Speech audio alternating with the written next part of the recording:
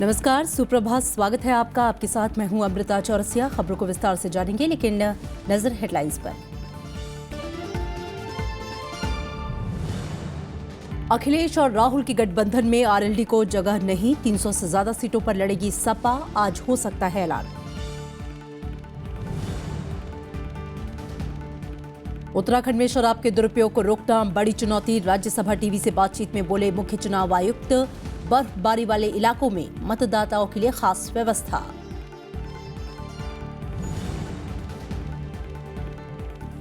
नए सीबीआई निदेशक की नियुक्ति पर कांग्रेस ने उठाए सवाल। मल्लिकार्जुन खड़गे की प्रधानमंत्री को चिट्ठी, कहा आलोक वर्मा को नहीं है भ्रष्टाचार के मामलों की जांच का अनुभव।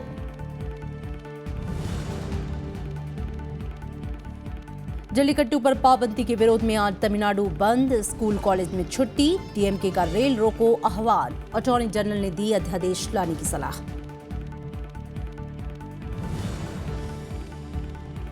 और भारत इंग्लैंड वनडे सीरीज पर टीम इंडिया का कब्जा। कटक वनडे में इंग्लैंड को 15 रनों से मात। Yuvraj Singh man of the match.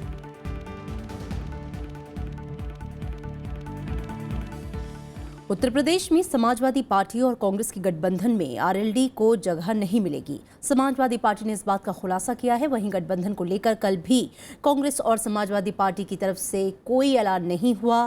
Congress ने रायबरेली और अमेठी की सभी 10 सीटों पर चुनाव लड़ने की बात कही है। इस बारे में आज घोषणा हो सकती है।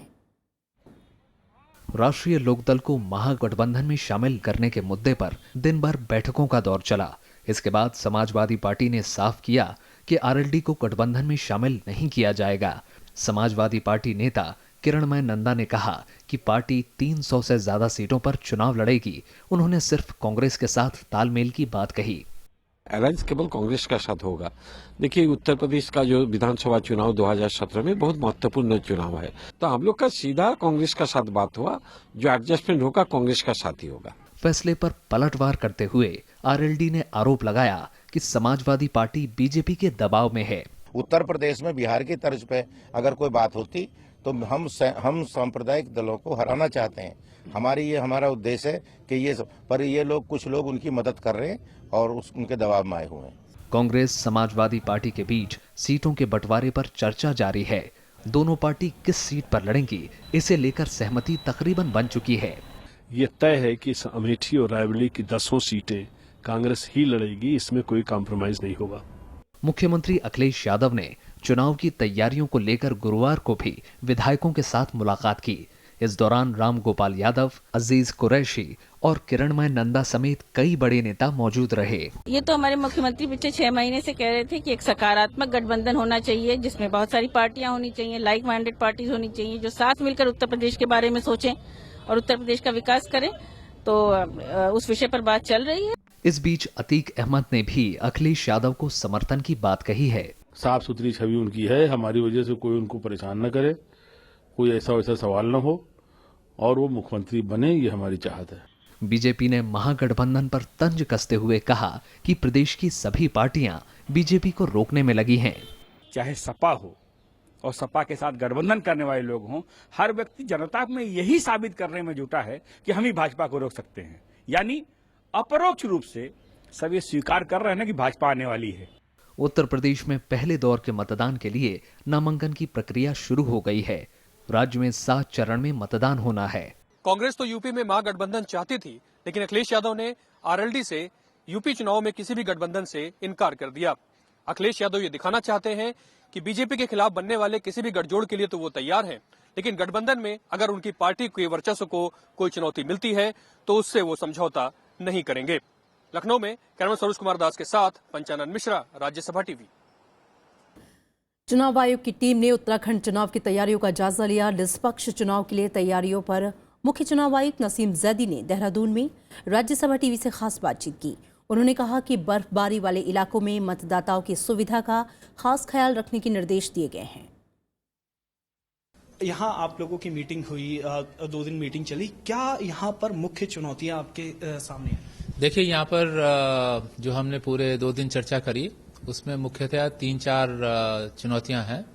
एक तो चुनौती जो सभी पॉलिटिकल पार्टीज और विभिन्न माध्यमों से हमें मालूम पड़ा, वो है यहाँ पे शराब का वितरण और उसका उपयोग, दुरुपयोग हमारी निर्वाचन प्रक्रिया में, और तो उसको रोकने के लिए हमने यहाँ पर राज्य प्रशासन को और अपने मशीनरी को कहा है कि वो आगामी 4-5 दिनों में उस मशीनरी को बहुत तेजी से काम कराएं और उसके अच्छे परिणाम प्राप्त करें।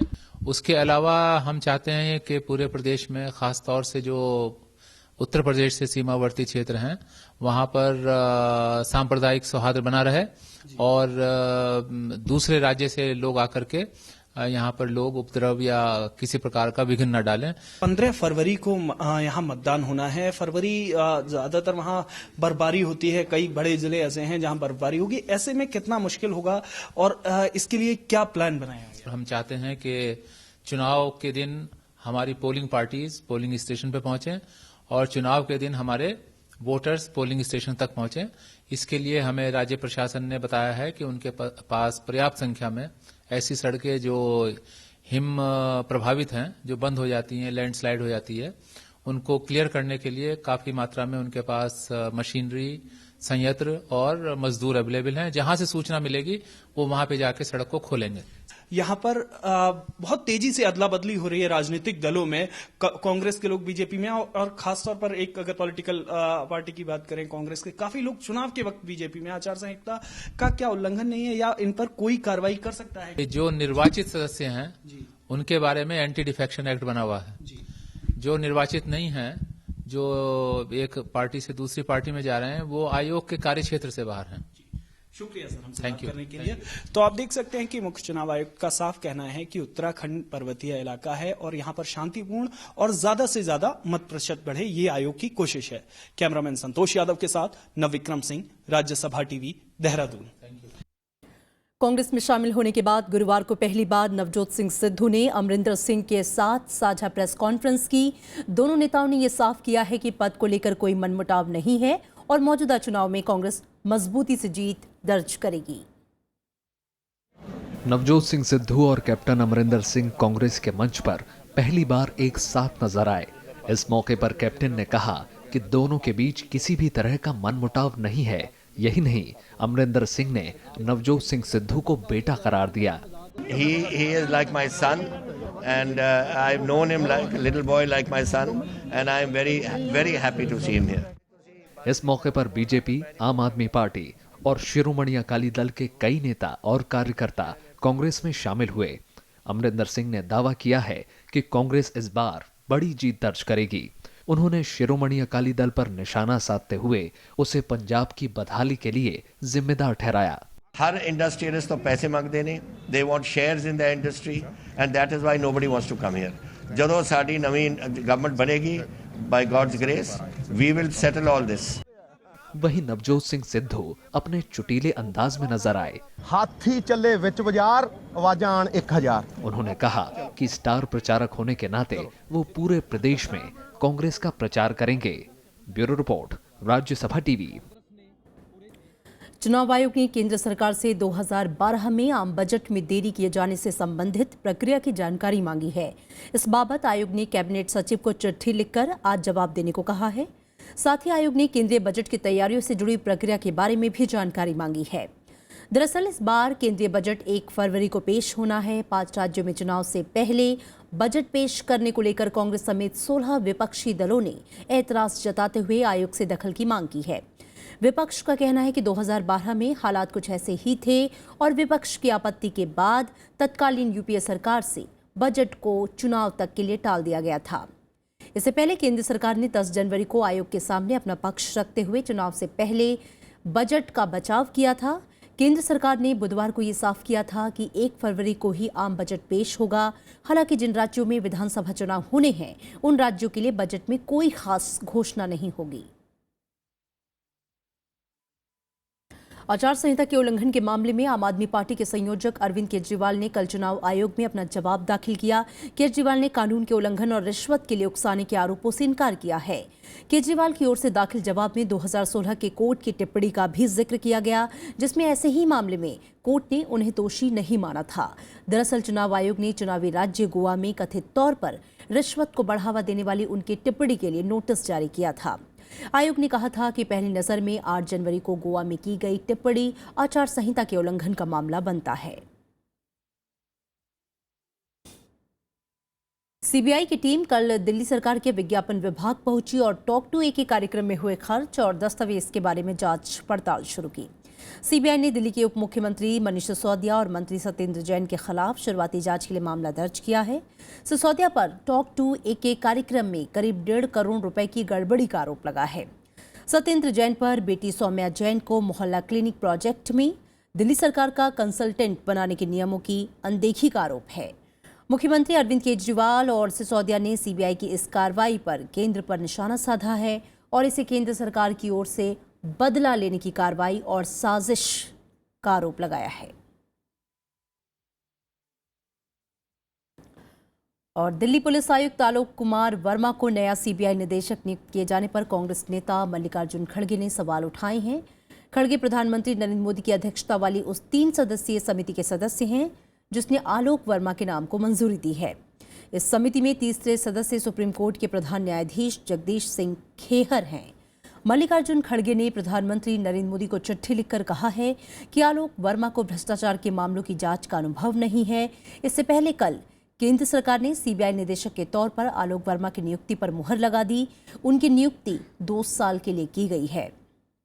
1979 बैच के आईपीएस अधिकारी आलोक वर्मा फिलहाल दिल्ली पुलिस में बतौर पुलिस आयुक्त तैनात हैं। आयकर विभाग ने नोटबंदी के बाद सहकारी बैंकों के खातों में बड़ी गड़बड़ी होने का अंदेशा जताया है और रिजर्व बैंक को पत्र लिखकर कई सहकारी बैंकों के खातों में करोड़ों रुपए के अवैध लेन देन के बारे में जानकारी दी है। आयकर विभाग की जांच रिपोर्ट में 2 विशेष मामलों की जानकारी दी गई है। इसमें मुंबई और पुणे के 2 सहकारी बैंकों का मामला शामिल है जिनका विभाग ने सर्वे किया था। इनमें पुराने नोटों में 113 करोड़ रुपए की अतिरिक्त राशि होने की जानकारी आरबीआई को दी गई थी। पुणे के बैंक ने रिजर्व बैंक को 242 करोड़ रुपए के नोट होने की जानकारी दी, जबकि उसके पास वास्तव में 141 करोड़ रुपए ही थे। मुंबई की एक सहकारी बैंक ने करीब 11 करोड़ 90 लाख रुपए की अतिरिक्त राशि होने की जानकारी दी। आयकर विभाग ने इससे पहले भी कई सहकारी बैंकों के कामकाज को लेकर गंभीर चिंता जताई है। यहां लेंगे एक छोटा सा ब्रेक। आप देखते रहिए राज्यसभा टीवी।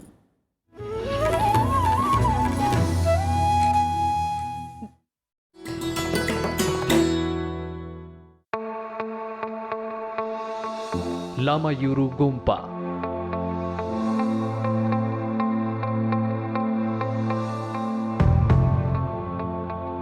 तकरीबन 1100 साल पुराना बौद्ध मठ फातुला से 15 किलोमीटर दूर श्रीनगर राजमार्ग पर स्थित इस मठ में कभी रहते थे 400 से ज्यादा लामा।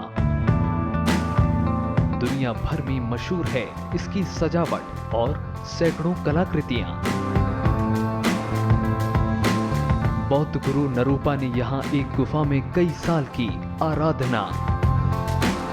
मठ परिसर में है भगवान बुद्ध के अवतारों को समर्पित कई खूबसूरत मंदिर।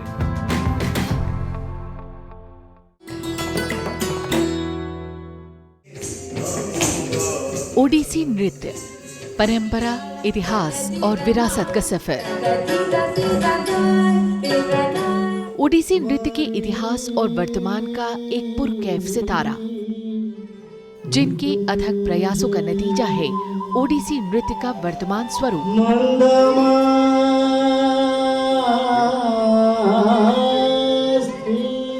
नाट्य शास्त्र उड़ीसा में थोड़ा व्यस्त में शुरू करने के बाद फिर वहीं से सारा फैल गया।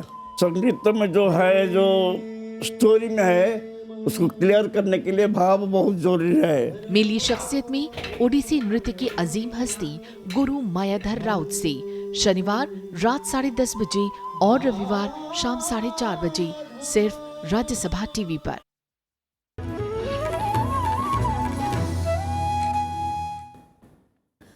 ब्रेक के बाद स्वागत है आपका। तमिलनाडु में चौथे दिन भी जल्लीकट्टू पर रोक के खिलाफ विरोध प्रदर्शन जारी है। तमिलनाडु में कई संगठनों ने आज बंद बुलाया है, जिसे विपक्ष का समर्थन मिल रहा है। विपक्षी दल डीएमके ने भी आज राज्य भर में रेल रोको प्रदर्शन का ऐलान किया है। इस बीच अटॉर्नी जनरल मुकुल रोहतगी ने कहा कि राज्य सरकार जल्लीकट्टू को पारंपरिक खेल बनाने के लिए कानून बना सकती है। जल्लीकट्टू से पाबंदी हटाने की मांग को लेकर तमिलनाडु से लेकर दिल्ली तक प्रदर्शन हो रहा है। चेन्नई के मरीना बीच पर गुरुवार रात लोगों ने मोबाइल टॉर्च जलाकर अपना विरोध दर्ज कराया। आज तमिलनाडु में कई संगठनों ने बंद बुलाया है, जिसे विपक्ष ने भी समर्थन दिया है। ऑस्कर विजेता संगीतकार AR रहमान भी जल्लीकट्टू के समर्थन में आ गए हैं और आज उपवास रखने वाले हैं। वहीं राज्य में आज कई कॉलेज बंद रहेंगे और प्राइवेट स्कूल एसोसिएशन ने स्कूलों को बंद करने का ऐलान किया है। तो मद्रास हाईकोर्ट अधिवक्ता संघ ने आज अदालतों में कामकाज नहीं करने की घोषणा की है। So what happening here is banding Jallikattu is banding our initial. Our culture is Tamil. Our culture is Jallikattu. We born out of our culture. विपक्षी दल DMK ने भी आज राज्य भर में रेल रोको प्रदर्शन का ऐलान किया है। DMK के कार्यकारी अध्यक्ष MK स्टालिन ने कहा कि राज्य इस बारे में अध्यादेश ला सकता है, लेकिन राज्य सरकार इस पर खामोश है। DMK के अलावा कई दूसरे दलों ने भी जल्लीकट्टू से प्रतिबंध हटाने की मांग दोहराई है। 1965 ஏற்பட்ட ஒரு மொழி போராட்டம் போல இன்னைக்கு மாணவர்கள் இளைஞர்கள் ஈடுபட்டிருக்கிறாங்க. அந்த உணர்வு வந்துகிட்டு இருக்கு. அந்த நிலை பாதி வந்துருச்சு. ஆக அதற்கு உடனடியாக இதை பரிசீலிச்சு அது உரிய நடவடிக்கையை நம்முடைய முதலமைச்சராக இருக்கக்கூடிய ஓ பன்னீர்செல்வம் அவர்கள் எடுக்க வேண்டும் என்று நான் கேட்டுக்கொள்கிறேன். In which Tamil youth have come forward to put forward the protection of the intrinsic culture of Jallikattu. The ball lies in government's court now and they must decide appropriately, ensuring respect for sentiments as also the necessary safety and safeguards in place. इस बीच AIADM के सांसद आज दिल्ली में गृह मंत्री राजनाथ सिंह से मिलने वाले हैं। इससे पहले अध्यादेश लाने की मांग को लेकर कल तमिलनाडु के मुख्यमंत्री ओ पनीरसेल्वम ने प्रधानमंत्री से मुलाकात की थी। सुप्रीम कोर्ट में मामला लंबित होने की वजह से प्रधानमंत्री ने इसमें असमर्थता जताई। हालांकि उन्होंने राज्य सरकार की ओर से उठाए गए कदमों में सहयोग का भरोसा दिया था। மத்திய அரசு உறுதுணையாக இருக்கும் என்று மாண்புமிகு பாரத பிரதமர் அவர்கள் தெரிவித்தார்கள். For Jallikattu, we are in favor of Jallikattu, but at the same time, we are waiting for the judgment. So it means no ordinance right now. If we bring an ordinance, again the people will get stay from the court. इस बीच supreme court ने मरीना बीच में प्रदर्शन के खिलाफ दायर याचिका पर सुनवाई से इनकार कर दिया है और याचिकाकर्ता को निचली अदालत में अपील करने को कहा है। सुप्रीम कोर्ट के जल्लीकट्टू प्रतियोगिता पर रोक लगाने के फैसले का तमिलनाडु में बड़े पैमाने पर विरोध हो रहा है। मोहम्मद फातेह टीपू के साथ bureau report, Rajya Sabha TV. Jammu Kashmir विधानसभा ने कल घाटी में कश्मीरी पंडितों और दूसरे प्रवासियों की वापसी के लिए अनुकूल माहौल बनाने को लेकर संकल्प पारित किया। इसे सभी दलों का समर्थन मिला है। सदन की कार्यवाही शुरू होते ही नेशनल कॉन्फ्रेंस के नेता और पूर्व मुख्यमंत्री उमर अब्दुल्ला ने विधानसभा से संकल्प पारित करने की अपील की। उन्होंने कहा कि 27 साल पहले घाटी से कश्मीरी पंडित, सिख समुदाय और कुछ मुसलमानों को पलायन करने के लिए मजबूर होना पड़ा था। उसका एक रेजोल्यूशन जाए कि हम सब सियासत से ऊपर उठ के हमारी कोशिश रहनी चाहिए कि जितने लोग इन 27 सालों में मुश्किल हालात में जान बचाने के लिए निकले हैं, हमारी मुकम्मल कोशिश रहनी चाहिए कि हम उस तरह के हालात दोबारा बनाएं कि वो अपने घर वापस लौट सके। प्रश्नकाल खत्म होने के बाद संसदीय मामलों के मंत्री अब्दुल रहमान वीरी ने सदन में संकल्प लाए जाने की मंजूरी दी। इसके बाद विधानसभा अध्यक्ष कविंदर गुप्ता ने सदन में प्रस्ताव रखा, जिसे सदन ने सर्वसम्मति से पारित कर दिया कि आज शायद पंडितों को कश्मीर की इतनी जरूरत नहीं जितनी कश्मीर को पंडितों की जरूरत है। We need them more than they need us. तो इसके लिए जरूरी है एक डायलॉग हो, एक एनवायरनमेंट बने। 1990 में घाटी में आतंकवाद की शुरुआत के बाद बड़ी संख्या में कश्मीरी पंडित विस्थापित होने को मजबूर हुए थे। तब से वे लोग जम्मू और देश के दूसरे हिस्सों में रह रहे हैं। Bureau report, Rajya Sabha TV. Paschim Bengal की मुख्यमंत्री ममता बनर्जी ने भांगर में झड़प के दौरान मारे गए शख्स के परिजन को 2 लाख रुपए मुआवजा देने का ऐलान किया है। मुख्यमंत्री ने गुरुवार को उच्च स्तरीय बैठक कर हालात का जायजा लिया। साथ ही प्रशासन को शांति बनाए रखने का निर्देश दिया है। ममता बनर्जी ने हिंसा के लिए दोषी लोगों के खिलाफ कार्रवाई करने की बात कही है। प्रस्तावित विद्युत ग्रिड परियोजना के खिलाफ प्रदर्शन के दौरान मंगलवार को हिंसा भड़क गई थी। ग्रामीणों के विरोध के बाद सरकार ने फिलहाल परियोजना पर रोक लगा दी है। उत्तर प्रदेश के एटा में गुरुवार को हुए भीषण सड़क हादसे में 12 बच्चों समेत 13 लोगों की मौत हो गई। हादसे में जख्मी कई बच्चों की हालत नाजुक बनी हुई है। प्रशासन ने दोषियों के खिलाफ कड़ी कार्रवाई की बात कही है। प्रशासन के आदेश के बावजूद स्कूल खोला गया, जिसे लेकर अब सवाल उठने लगे हैं।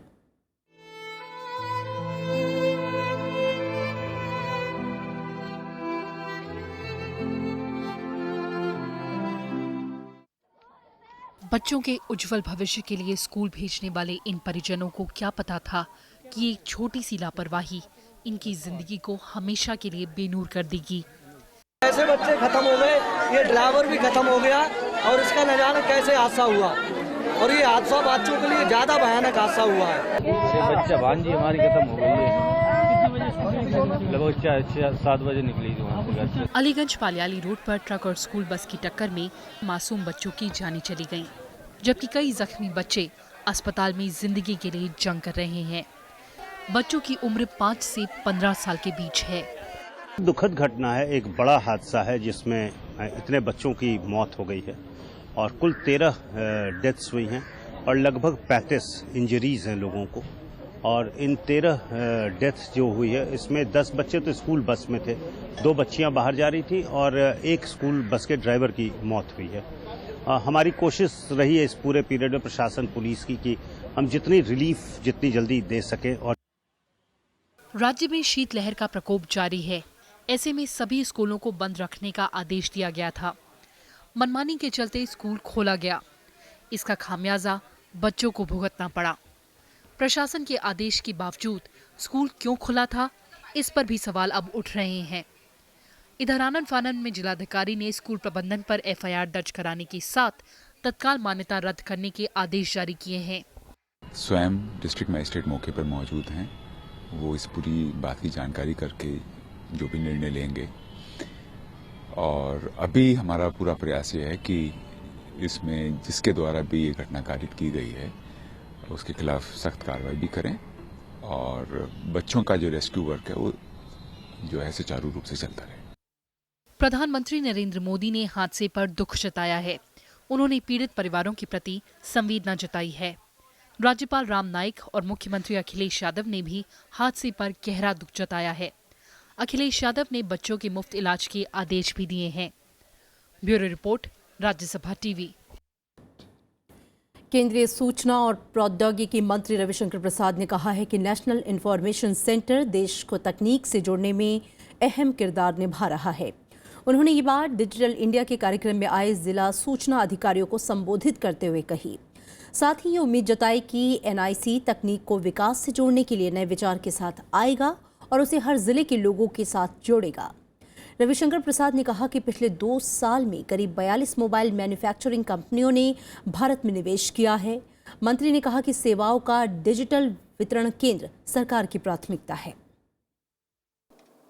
Digital India, make in India, skill India, startup India, stand up India, smart cities, all are working in sync, design to make India a technologically empowered society. ये विजन है।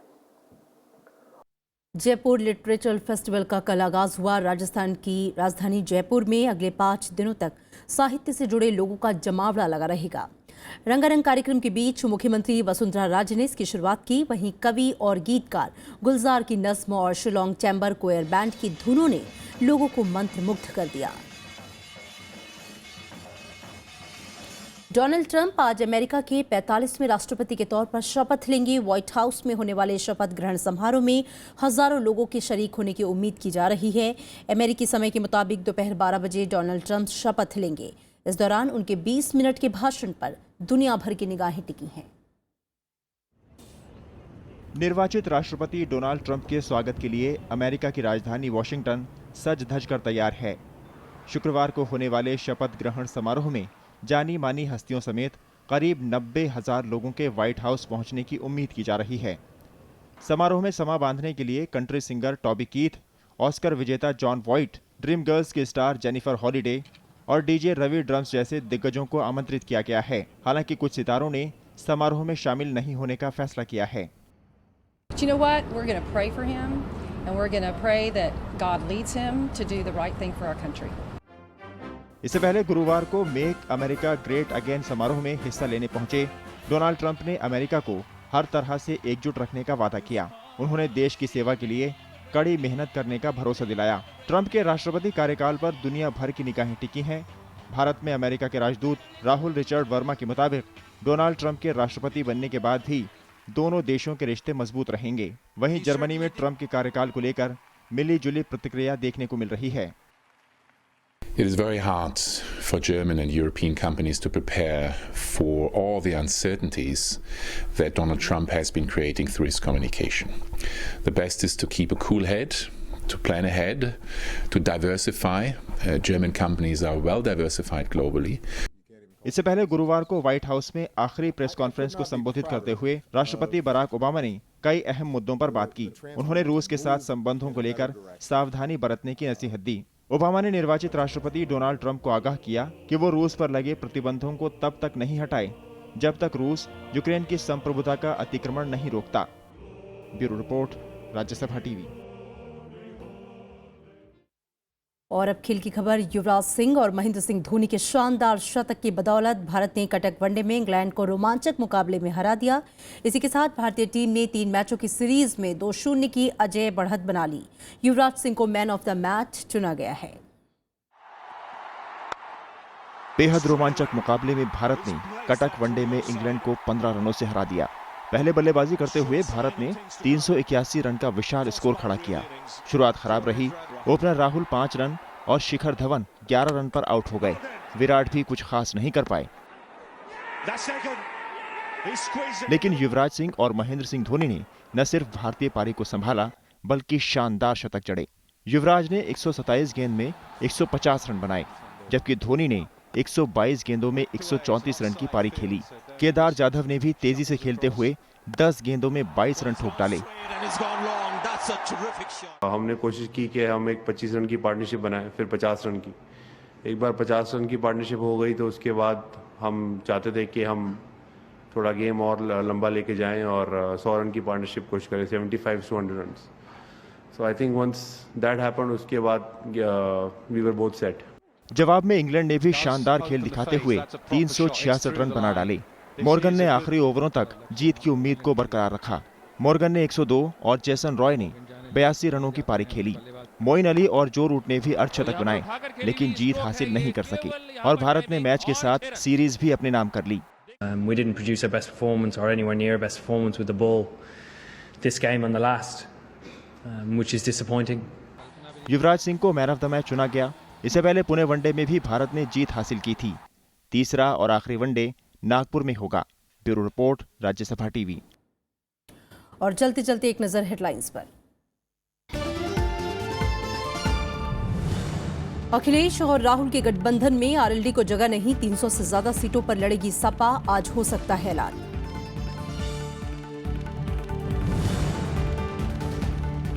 उत्तराखंड में शराब के दुरुपयोग को रोकना बड़ी चुनौती, राज्यसभा टीवी से बातचीत में बोले मुख्य चुनाव आयुक्त।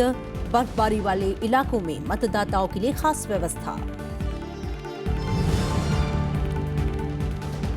नए सीबीआई निदेशक की नियुक्ति पर कांग्रेस ने उठाए सवाल। मल्लिकार्जुन खड़गे की प्रधानमंत्री को चिट्ठी, कहा आलोक वर्मा को नहीं है भ्रष्टाचार के मामलों की जांच का अनुभव।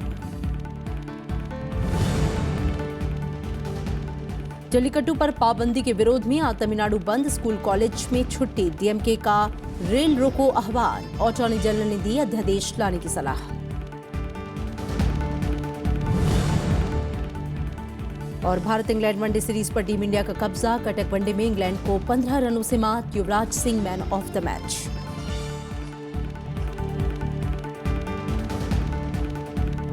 और फिलहाल खबरों में इतना ही, आगे देखिए देश देशांतर।